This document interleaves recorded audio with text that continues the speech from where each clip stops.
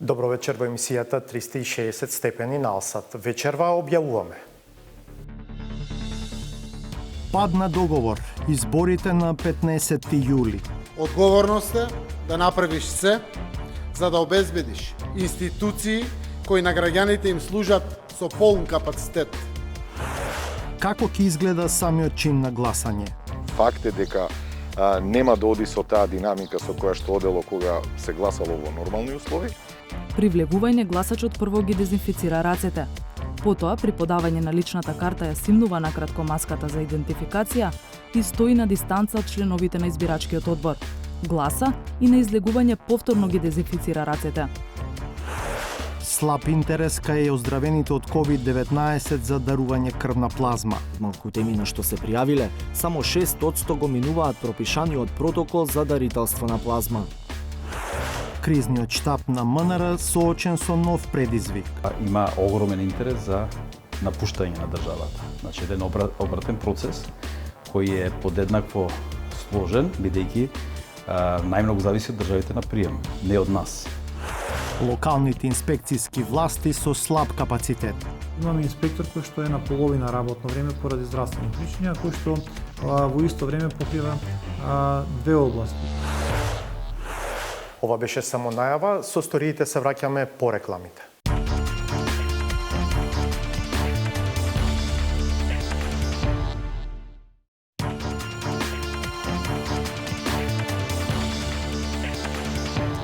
Гледате 360 степени. Предвремените парламентарни избори ќе се одржат на 15 јули. По неколку неделни натегања, главните политички актери стигнаа до договор. За последниот развој на настаните на политичката сцена, Александар Димитриевски. Бројките за заболени од COVID-19 и натаму се високи, што значи и дека голем дел од граѓаните и натаму се соочуваат со респираторни проблеми. Но од денеска и здравите и болните можат да здивнат од втората тема, која доминираше во јавниот простор. Власта и опозицијата конечно се договорија. Избори ќе има на 15 јули. За да се стигне до овој датум, власта неколку пати во изминатите месеци се откажуваше од своите црвени линии, упатени кон опозицијата. Според лидерот на владеачката СДСМ Зоран Заев, не станува збор за попуштање, туку за одговорност. За нашата земја мораме да си ги спасиме државата и народот од каков било ризик од дополнително влошување на ситуацијата. Поголема криза од ова нема да може да издржиме со техничка влада и без парламент. Ова мора да заврши и знам дека преку глава му е на секој граѓанин од партиските игри и од фамозниот датум за избори. Ајде, време е ова да го расчистиме. Ние, јас и Социјалдемократскиот сојуз на Македонија, преземаме чекор за да им олесниме на сите граѓани веднаш да заврши оваа игра на нерви од која најмногу страда народот. Се знае кој во минатото бил најодговорен пред народот и државата. Така и овој пат СДСМ ја покажува својата големина, разбирање и одговорност. За да не страда народот и за да им се овозможи на Мицковски и на ВМРО ДПМН на дело да ја покажат својата одговорност, го заклучуваме 15 јули како конечен, последен и единствен датум за избори на кој гарантирано ќе учествува опозицијата. Според лидерот на СДСМ, условите кои јавно ги декларираше ВМРО ДПМН, почетокот на наблюдувачката мисија на ОПСЕ да биде од првиот ден на кампањата и да има посебни протоколи за гласањето, веќе биле исполнети. Деталите за кои разговарал со лидерот на ВМРО ДПМН Христијан Мицковски се други подробности. Бидејќи 15 јули е среда, договориле денот да биде неработен. Ке се гласа 2 часа подоцна од вообичаеното, до 21 часот наместо до 19. На 14 и 13 ќе гласаат изнемоштените, вклучувајќи ги оние кои се заразени со COVID-19. Мицковски сепак инсистира дека се согласил на избори, затоа што токму сега ги договориле деталите за мисијата на ОПСЕ и за здравствените протоколи. Својот став го образложи доцна вечерва по состанокот на Централниот комитет на партијата. Во овој период се водев од две основни работи. Тоа е заштитата на здравјето на граѓаните и заштита на волјата на граѓаните. И двата услови од страна на ЗАЕФ и СДСМ конечно се прифатени. Прифатено е да има протоколи за заштита на здравјето на граѓаните на денот на избори, поточно, ранливите категории на граѓани да гласаат на изборите од дома, правила кои досега не беа прифатени, како и мисија на ОПСЕ и ОДИХР, чија основна задача ќе биде заштита на волјата на граѓаните. Дали ова лесна одлука? Одговорот е секако не. Имавме две опции. Да одиме на избори во редовниот рок, државата ќе продолжеше да тоне. И во декември веќе и немаше да биде важно кој ќе биде во владата, затоа што се можеше да биде загубено. Државата тоне, а граѓаните страдаат. Или сега во овие сложени околности да тропнеме на маса и да кажеме дека време е за промени и тоа време е за промени сега. Имаме обврска кон државата и сите незини граѓани да го поразиме ова раководство на СДСМ и Зоран Заев и да го поразиме веднаш. Кој е победник, а кој е губитник од компромисниот датум е прашање што му го поставивме на универзитетскиот професор и аналитичар Сефер Тахири. Според него, блага предност ќе има власта, бидејќи COVID-19 и топлото време, најверојатно, ќе значат помала излезност на оние гласачи кои немаат директен интерес да гласаат. Kjo datë ka përparësit, por edhe mangësit e veta. Konsideroj që në rast të parë dalja masive do të jetë vendimtare. Pra, sa do të ketë dalje apo jehon të qytetarëve në votime, përkatësisht cili do të jetë numri i zgjedhësve të cilët edhe përkundër motit i cili do të jetë i nxehtë, edhe përkundër kushteve dhe rrethanave të reja me virusin Covid do të përcaktohen për të dalë në zgjedhje. Nëse dalja në zgjedhje pra do të jetë në shifrat 50%, pra dalja e plotë e qytetarëve, konsideroj se në këtë rast përparësia i ngel pushtetit për shkak se ne dim që një pjesë e madhe e votuesve në Maqedoni fatkeqësisht janë klientelist dhe vota klienteliste, sidomos në proceset e fundit zgjedhore, përcakton se kush do të jetë fituesi i zgjedhjeve. Тахири вели дека излезноста исто ќе влие и во политичкиот кампус на македонците и на албанците. Иако мисли дека и владеачките и опозицијските партии добиваат еднакви шанси за надпревар, смета дека во моментов власта има блага предност за победа на 15 јули.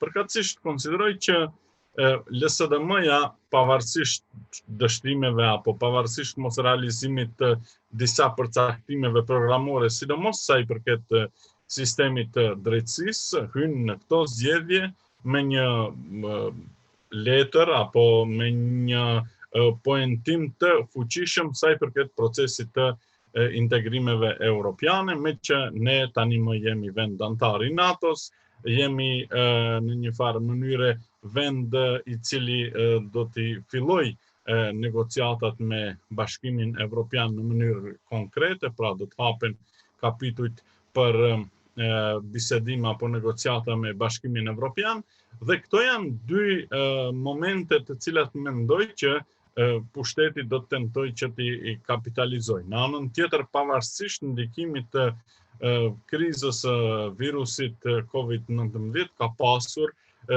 disa rezultate të cilat mund të them që janë shënuar në sferën ekonomike, natyrisht mund të themi që janë të shkëlqyeshme, por ka pasur një rritje të shkallëzuar të pagave në fushën e arsimit, në fushën e kulturës, në fushën e shkencës, në sektorin publik pra të këtyre veprimtarive dhe mendoj që këto janë rezultate të cilat nuk duhet të mohohen. Konsideroj që ajo që ekziston në realitetin faktik dhe që опозитата тентојчета поентој është mos funksionimi i системите дрецизм.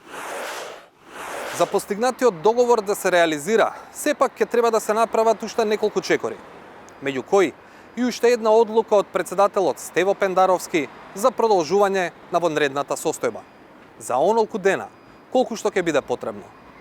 Со оглед на фактот дека Пендаровски веќе го поздрави договорот, а на честитките се приклучија и представници на меѓународни институции, се чини дека она што преостанува се формалности. Како ќе изгледа самиот чин на гласање и дали и колку тој носи ризик за здравјето на членовите на изборната администрација и на гласачите?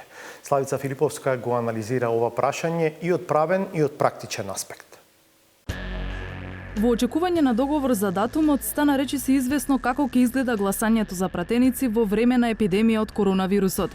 Според стручните препораки на Комисијата за заразни болести, потребни се низа мерки за самиот чин на гласање да не биде и чин за ширење на COVID-19. Просторијата во која ќе се гласа треба да биде со отворени прозорци или да се проветрува секој час. Во неја треба да има поставено средства за дезинфекција и корпа за отпадоци. Членовите на гласачките одбори и наблюдувачите да се на растојание од 1,5 до 2 метра со заштитни маски и ракавици. Во просторијата ќе биде дозволено да бидат присутни најмногу онолку гласачи колку што има паравани за гласање. При влегување гласачот прво ги дезинфицира рацете. Потоа, при подавање на личната карта ја симнува накратко маската за идентификација и стои на дистанца од членовите на избирачкиот одбор. Гласа и на излегување повторно ги дезинфицира рацете. Редот за гласање се формира надвор од просторијата за гласање согласно безбедносните протоколи со дистанца од 2 метра. Комисијата за заразни болести предложи, а партиите прифатија гласањето да се продолжи за 2 часа. За оние пак кои ќе бидат во изолација, ќе се примени моделот за гласање на болните и изнемоштените лица, со посета од избирачките одбори дома и асистенција од медицински тим. Согласно стручните препораки, извршната власт веќе даде насоки за сите гласачки места да бидат опремени со средства за заштита. Владата со уредба го задолжи Министерството за здравство по добиените податоци од Државната изборна комисија, а според препораките на Комисијата за заразни болести да обезбеди маски, ракавици и друга потребна заштитна опрема за сите членови на изборните органи, како и средства за дезинфекција за секое избирачко место. Додека владата веќе постапува по препораките на Комисијата за заразни болести, во Државната изборна комисија нема таков ентузијазам кај сите членови. Например, председателот на ДИК, Оливер Дерковски, кој доаѓа на предлог на ВМРО ДПМНЕ, има забелешка што документот е наречен стручни препораки, а не протокол. Различно е препорака и различно е протокол, заради лоцирање на одговорноста во она што е напишано на. Не сакам јас да Државната изборна комисија на крајот на процесот биде посочена како одговорна за одредени пропусти во целиот процес, затоа што ние сме дале некаква инструкција која што не е согласно протокол, туку е согласно некоја препорака која што можело да биде и вака и така. Членови на ДИК, предложени од власта, не ги делат резервите на председателот. Тоа е официјалниот документ со кој ние располагаме. Мислам дека е неуместно ние да си нарачуваме содржина или да се пишуваме самите протоколи како дали е соодветно или не соодветно. Ние не сме здравствени медицински лица и да ги ревидираме содржината на тие здравствени документи. Ние мораме од надлежни институции соодветно да ги имплементираме, да ги примениме во делот на нашите упатства поврзани за спроведување на процесот.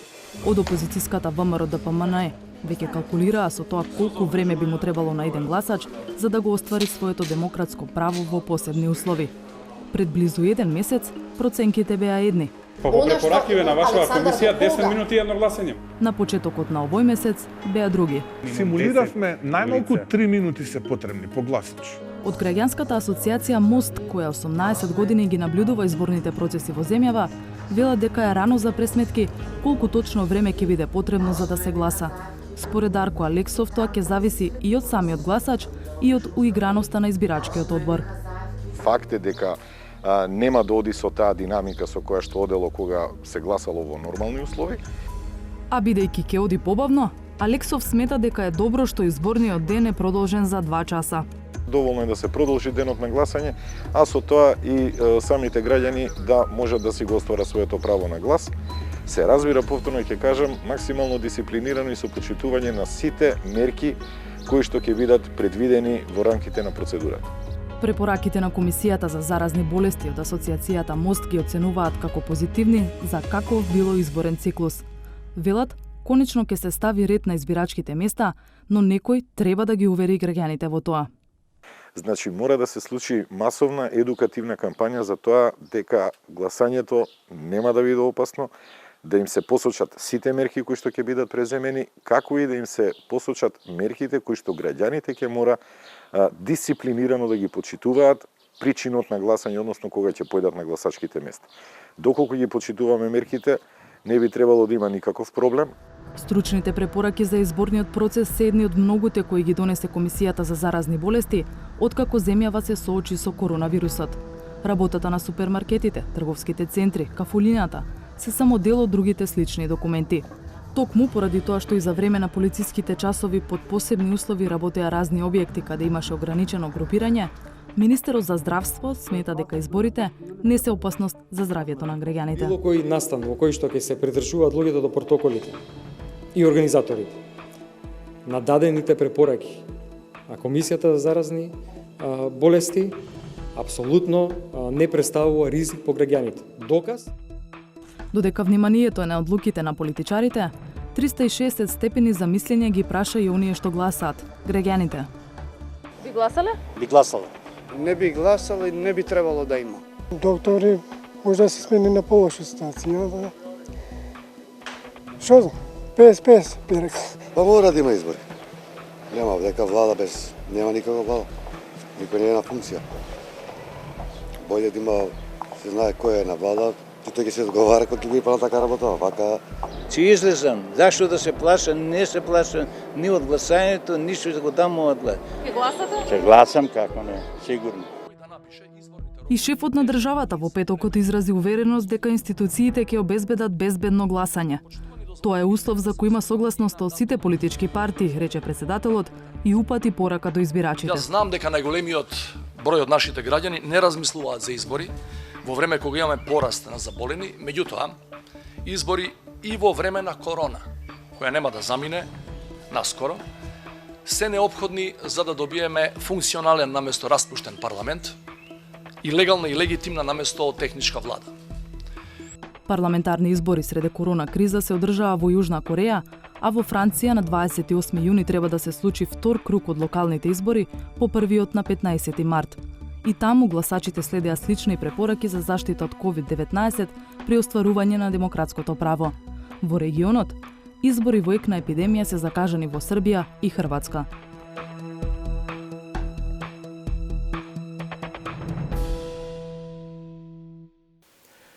Лекувањето на COVID-19 со крвна плазма од оздравени е еден од најнадежните методи за помош на лицата кои развиваат потешка клиничка слика од коронавирусот.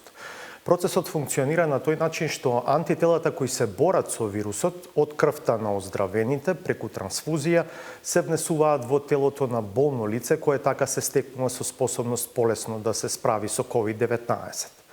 Нашиот Петар Клинчарски открива дека има херои во Македонија кои откако ја победиле болеста донираат крвна плазма за да им помогнат на болните. Но за жал нивниот број е многу мал.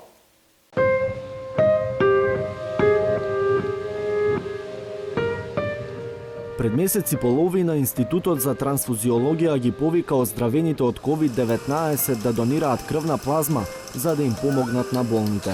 Бројката можеби на дарување на конвалесцентна плазма е мала. И од малкуте имена што се пријавиле, само 6% го минуваат пропишаниот протокол за дарителство на плазма. Крвната слика им е послаба, значи се слабокрвни, па не можат воопшто да даруваат крв по само тоа, или пак имале ниска концентрација на антитела, што значи дека не може да добиеме од нив конвалесцентна плазма. А како што се зголемува бројот на заразени од COVID-19 на инфективната клиника, Така се зголемува и потребата од крвна плазма која може живот да значи. Веќе имаме искуство од некаде 15 на пациенти кои што веќе ја примиле оваа конвалесцентна плазма. Се уште не би можела, тоа е релативно мала бројка да ги кажам конкретните искуства, меѓутоа да, имаме пациенти кои што се излекувале и кои што практично комплетно го завршиле третманот и веќе се на домашно лекување. Ке се разбудили хуманоста и солидарноста на оние кои го победија коронавирусот, да им помогнат на оние кои се уште се борат со болеста.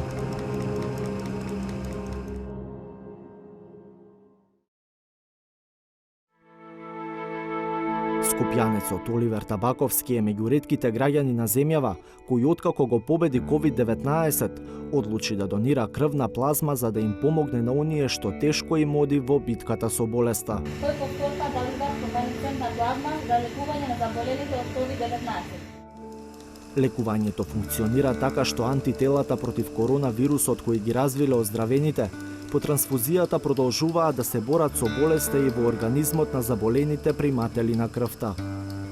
Но пред да стигнат до дарување крвна плазма, донаторите мора да исполнат серија критериуми покрај стандардните услови за крводарителство. Прво, се бара доказ дека донаторот бил болен од COVID-19, потоа дека имал 2 последователни негативни теста во рок од 24 часа, но и дека минале најмалку 21 ден без симптоми. Овие документи се неопходни за воопшто некој да биде земен во предвид да биде донатор. Потоа, клиниката прави трет тест на COVID-19, кој треба да биде негативен и се зема примерок на крв, за да се провери дали има доволна концентрација на антитела кај кандидатот. Дури потоа, ако потенцијалниот донатор ги исполнува сите критериуми, добива термин на Институтот за трансфузиона медицина, но не веднаш за донирање, туку прво за проверка на крвната слика и други параметри. Се прави проверка на состојбата на неговите вени, дали одговара за дарител на конвалесцентна плазма по пат на плазмафереза, тоест на апаратот што е овдека позади мене, или доколку не се толку добри и јаки вените за да може да ја издржи таа постапка, тогаш дарителите може да си даруваат во форма на полна крв, како значи вообичаено што прават доброволните дарители на крв. Се одвива циклично, практично се одвива со процес со циклус на земање на крв. Самата машина ја центрифугира крвта, го одвојува течниот дел од крвта, значи тоа е плазмата. Потоа плазмата оди во кесата што е прикачена тука на апаратот, а остатокот, односно саматите клеточни елементи, ги враќа кај дарителот. Неполни 2 месеца откако трансфузиологија го отпочна методот на одделување на крвната плазма, во одделот за посебни видови дарувања нема голема раздвиженост. Доктор Петковик вели дека бројката на пријавени донатори не е сразмерна со бројот на оздравени пациенти, но посочува и дека значаен дел од досега пријавените не биле подобни да донираат. Дали крвната слика им е послаба, значи се слабокрвни, па не можат воопшто да даруваат крв по само тоа, или пак имале ниска концентрација на антитела, што значи дека не може да добиеме од нив конвалесцентна плазма. Во принцип, можам да кажам дека голем дел од овие дарители беа многу храбри, истапија, значи хумани во целава ситуација, излегува бидејќи и за прв пат даруваа крв. Колку малку од оздравените од COVID-19 се пријавуваат за донатори на крвна плазма, со бројки ни презентираше директорот на Институтот за трансфузиологија, Седула Усеини. Заклучно со денеска, во Македонија има 1723 оздравени од COVID-19. Од тие 1723 потенцијални донатори, само 250 или 15% се пријавиле да даруваат крвна плазма. Од нив, 65 ги исполниле преелиминарните услови, но по направените тестирања во институтот се покажало дека само 15 од нив или 6% се подобни да даруваат. Тие донирале вкупно 23 единици крвна плазма. Директорот Усеини вели дека се обидуваат да привлечат донатори со сите расположливи средства. Во тој дел ние правиме промотивни активности покрај нашата веб страна, секако ја искористувајќи ја во овој случај и моќта на електронските медиуми, кои што постојано сме присутни во медиуми, и на тој начин ги охрабруваме тие што се оздравени од COVID-19 болеста, всушност да даруваат конвалесцентна плазма со додавање на основни податоци во тој дел, дека процедурата за дарување на плазма е сосема безбедна процедура. По донирањето, готовиот производ од крвната плазма се складира во специјални простории, каде се чува на температура од минус 40 степени. Од тука се носи на инфективната клиника, каде се дава како терапија на пациенти со тешка клиничка слика, кои мора да имаат иста крвна група со донаторите. Доктор Билјана Петровска од инфективната клиника вели дека крвна плазма досега примиле 15 пациенти. Тежината на болеста е таа која што го диктира најмногу исходот. Пак ќе повторам, бројот на пациенти се уште не е голем за да можеме конкретни резултати да кажеме дека конвалесцентната плазма има 100% ефект. Значи, ќе треба време за да направиме анализи и за да добиеме конкретни податоци за незината ефикасност. Се уште не би можела, тоа е релативно мала бројка да ги кажам конкретните искуства, меѓутоа да, имаме пациенти кои што се излекувале и кои што практично комплетно го завршиле третманот и веќе се на домашно лекување. Ја прашавме Петровска, со оглед на тоа дека капацитетите на клиниката стануваат претесни за бројот на ново заболени, дали имаат недостиг од оваа терапија? Апсолутно дека имаме со оглед на тоа што бројката на пациенти кои што се хоспитализирани во моментот на клиниката е поголема во однос на таа што беше претходната недела. Значи, како се зголемува бројот на случаи во општата популација на позитивни пациенти, така се зголемува и бројката на хоспитализирани, односно потешки пациенти кои веќе имаат потешка клиничка слика, имаат потреба од хоспитално лекување. Ваквата клиничка слика има потреба од соодветна терапија. Крвта е таа која секогаш треба да го чека пациентот, а не обратно. Ова е мотото на организациите кои поттикнуваат крводарителство. Во најголемата пандемија на векот, во земјава се случува спротивното. Болните чекаат на оздравените да им дадат шанса за живот. На потек е хуманоста и солидарноста да спасат човечки живот.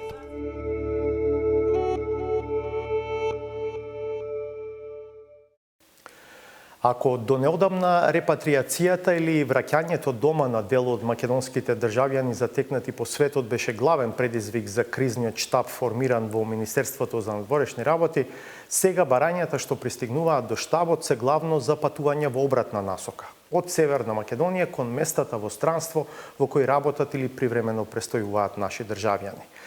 Ни што помина и поминува кризниот штаб во МНР во услови на се уште само делумно отворени граници од Владимир Мирчевски.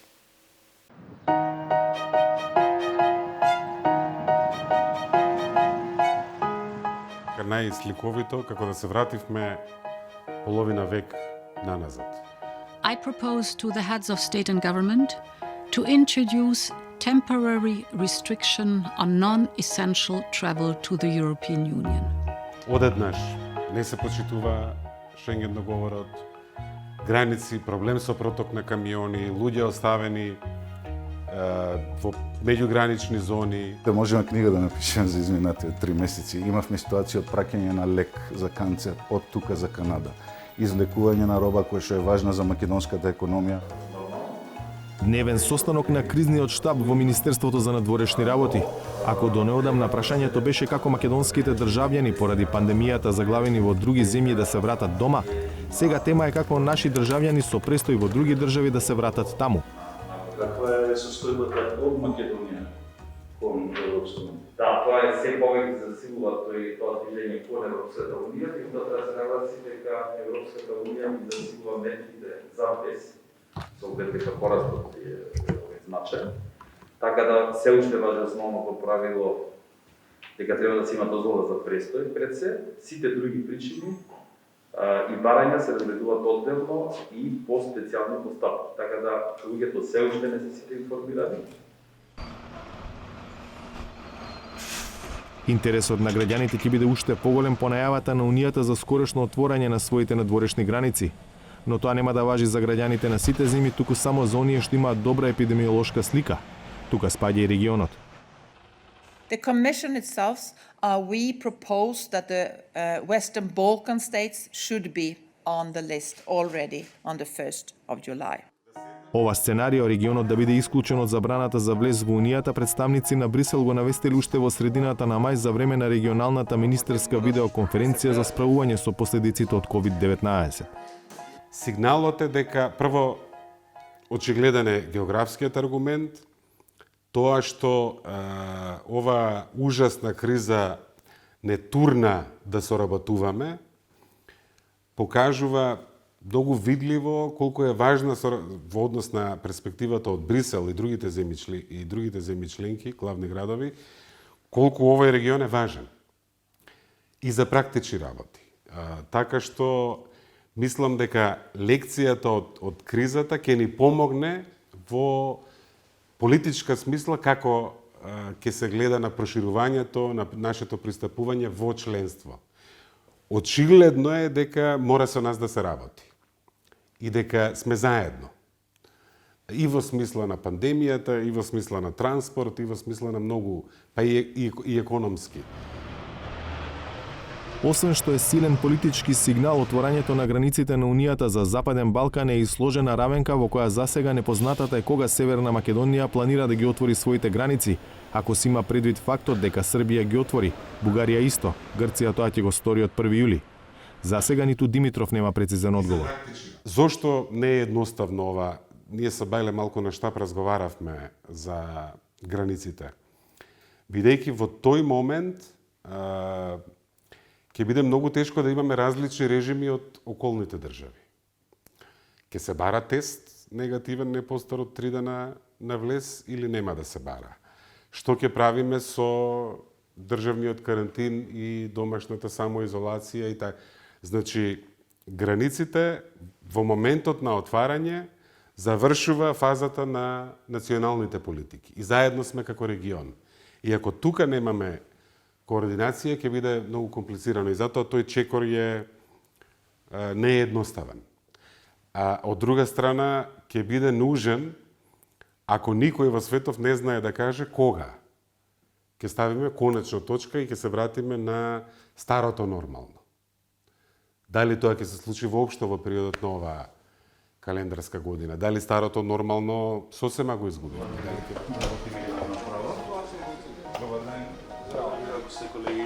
Од овие канцеларии се координираше репатриацијата. Сега од нив се води процес во обратна насока. Враќање на македонските државјани во земјите каде работат или привремено живеат. Има огромен интерес за напуштање на државата. Значи, еден обратен процес кој е подеднакво сложен, бидејќи најмногу зависи од државите на прием, не од нас. Ние помагаме од секој аспект, меѓутоа правилата ги диктираат државите на прием, на дестинацијата. И тоа граѓаните, значи, не секогаш го разбират. Се множи бројката секој ден се повеќе, така да може да се каже дека груба некоја бројка помеѓу 50 и 100 на дневна основа. Ние помагаме пред се со информација. Потоа асистираме во пренесувањето на барањето. Меѓутоа постапките се формални, екзактни и зависат, ги диктираат државите на прием, така да не можеме да гарантираме ние успешно враќање, освен укажување што е потребно да се исполни. Сепак, сегашната ситуација тешко може да се спореди со состојбата во екот на пандемијата, кога тим од 20 дипломати од МНР асистираше во враќањето на речиси 6000 граѓани во земјава, дали со десетици летови или со организирање низа хуманитарни конвои. Министерството го покажа својот капацитет и во оваа смисла. Се соочивме прв пат со оваа ситуација, никогаш претходно. Од организација на патување до политичко обезбедување на дозволи, значи на комплетно нова ситуација. Не е едноставно да се обезбеден транзит за наш граѓанин. Прво земјите од соседството, вклучително и земји членки на ЕУ и оние кои се кандидати. И со Бугарија, и со Србија, и со Грција, и со Албанија имавме исклучително добра соработка. Особено во два случаи, хуманитарен карактер и зелениот коридор за проток на стоки, непречено движење на камионите.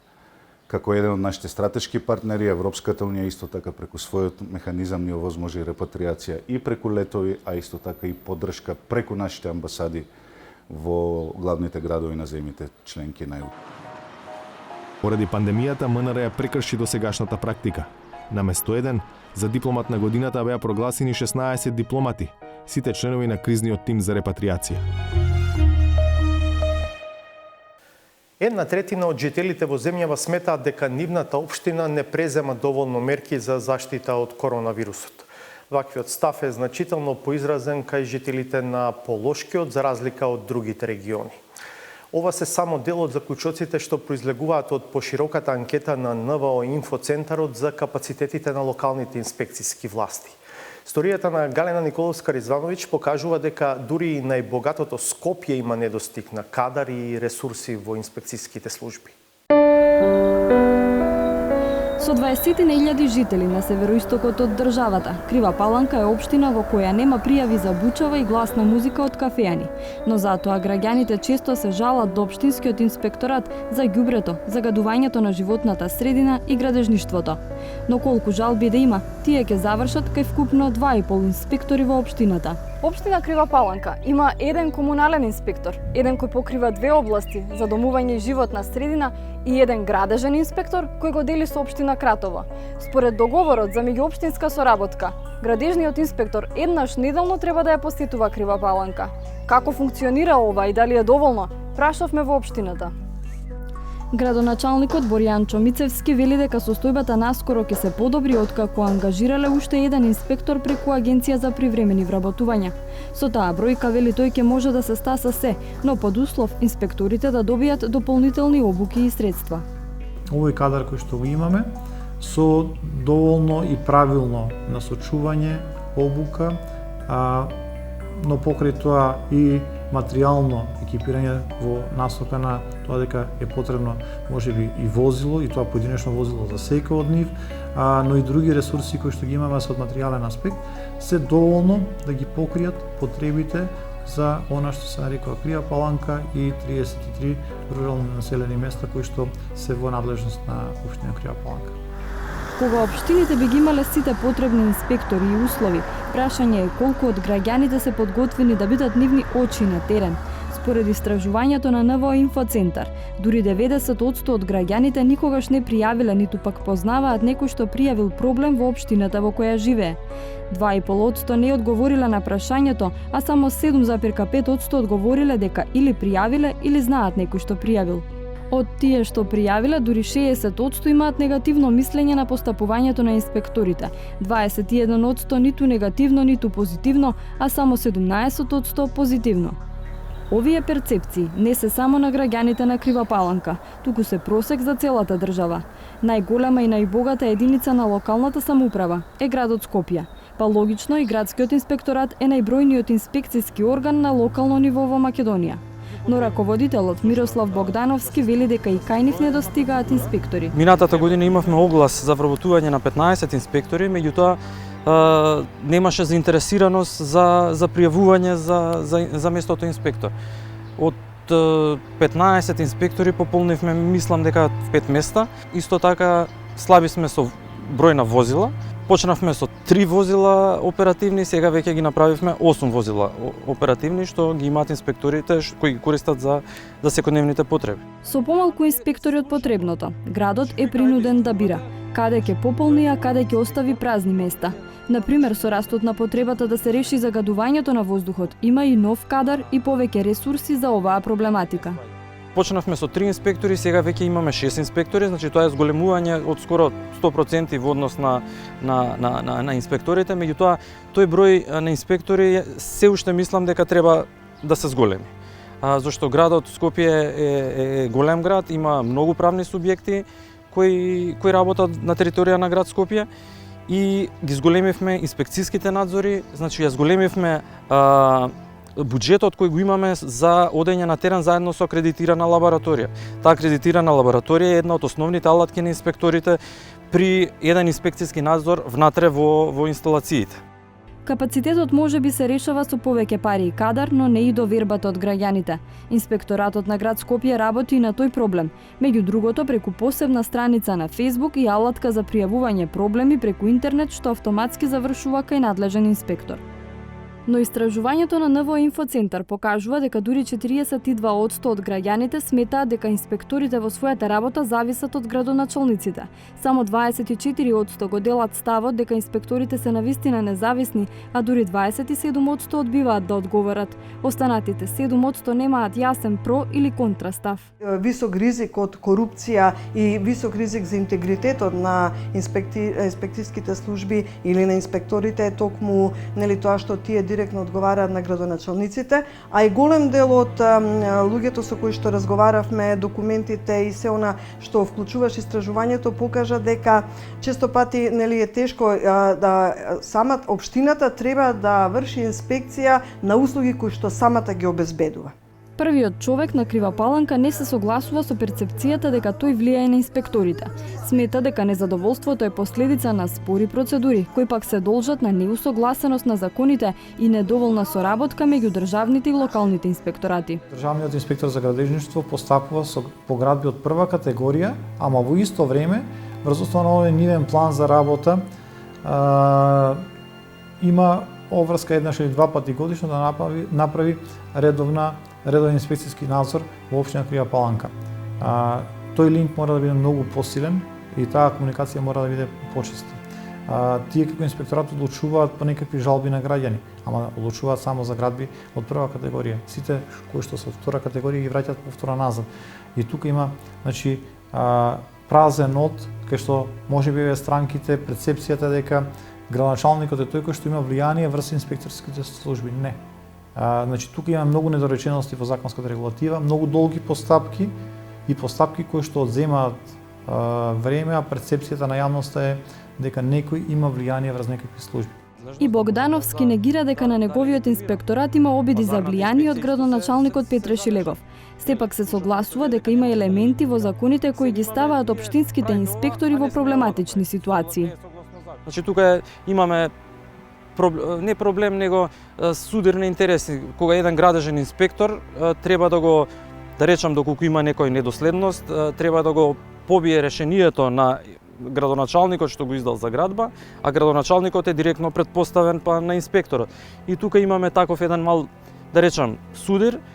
НВО Инфоцентарот во своето истражување на локалните инспекцијски служби има и предлози за надминување на дел од проблемите. Билјана Бејкова смета дека идејата за воведување регионален инспекторат како посебно независно тело не е лоша за размислување. Да се направат таков тип на инспекцијски служби кои што ќе можат да покриваат одреден регион и општините во тој регион, затоа што дел од проблемите се и тоа што се мали средини. Во малите општини луѓето се познаваат меѓу себе. Притисокот врз градоначалниците е многу голем, не само од граѓаните, туку и од моќниците. Додека да се најде решение за целосна самостојност на општинските инспекторати, очекувањата за поголема независност се бараат во новиот закон за инспекцијски надзор, што стапи на сила на почетокот на годинава, според кој секој инспектор по едногодишна пракса добива лиценца за работа од Државниот инспекцијски совет. Но останува прашањето дали тоа ќе ја промени перцепцијата во јавноста за работата на инспекторите.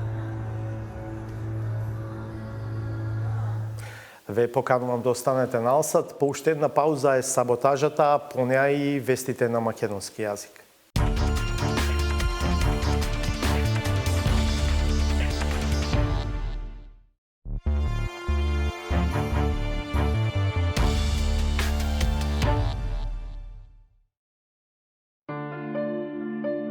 Врвните познавачи на светските текови на начинот на кој функционира една нормална и современа парламентарна демократија немаат против да се воспостави анархија, бидејќи и онака представничкиот дом според нивната анализа е непотребен. Нашето собрание, ако зборуваме на најотворено, е што викаат англичаните rubber stamp. Нашето собрание ништо не решава, само ги извршува уредбите, наредбите, диктатите на политичките лидери. Према тоа не е некаква загуба. Мотивот да се декларира ваков став кој не е во спротивност со генералната перцепција за неговата функционалност, може да се подкрепи со постојаното рециклирање на позицијата со која се презентира типична институционална деградација, во чие отсуство и само тогаш на сцена стапуваат нормите. Ако не се договорат политичките лидери за датумот, тогаш останува што? Уставот и закон, владење на правото. Лидерските средби се само грд параван позади кој се кријат личните и партиските интереси, без оглед што по нивното завршување, најчесто без договор. Клучниот аргумент за несогласувањето е приоритетот над приоритетите, иако реалноста потполно ја демонтира неговата важност. Пазете, не можете вие да бидете модел дека сте загрижени за здравјето на граѓаните ако изјавите како прв човек кој што претендира да биде премиер дека не ги знае мерките. А зашто би ги знаеле обичните граѓани мерките ако првиот човек кој што сака да биде премиер не ги знае? Граѓаните се најчесто во право, па и на нив, кога ќе биде отворена целата слика им станува совршено јасно дека се наликува на обичен пазар. Много ценка имат, ви кажам. Много претерана ценка имат. Ја му тражам награда 150, овие дај 130. И 130 мора да му дајме, што да правиме? Оние кои ни го варат гравот на некој чуден начин се обидуваат да ситничарат и никому всушност не му е јасно колку 7 дена може да влијаат врз подобрувањето на здравствената состојба или на подкревањето на демократските капацитети. При тоа постојано акцентирајќи дека не се инсистира ниту на цифри, ниту на денови од календарот. Јас нема да лиферувам бројки, ниту пак да споменувам датуми. Тоа не е сериозно. Првата возможна дата е средината на месец јули. Јас не зборувам за бројки, тоа го кажав во денешната пресконференција, затоа ние велиме дека потенцијална дата кога би можеле да се случат изборите е средината на јули. Јас не лиферувам со бројки, доколку продолжат со тактизирање, погубиме можност и 15 јули, односно средината на јули како датум. И на крајот, по се видено и чуено, не треба ниту да чуди во каква состојба е јавноста. Не да е тешко, психички више се оболеам. Стана ми у главата наглом и психички денес. Вчера бев тематичниот и одма ми најде термин за денеска, тоа случајно за еден ден, и бев да онодам, психички више ме боле, за да не ги заразам моите дома. Заразата од и за власт е поопасна и од короната и од психозата. За овие болести медицината има или трага по решение. Инфекцијата со власта е трајна и неизлечива. Гледавте 360 степени. Останете на Алсат да ги погледнете вестите. Ние се гледаме повторно в петок од 22. Пријатно.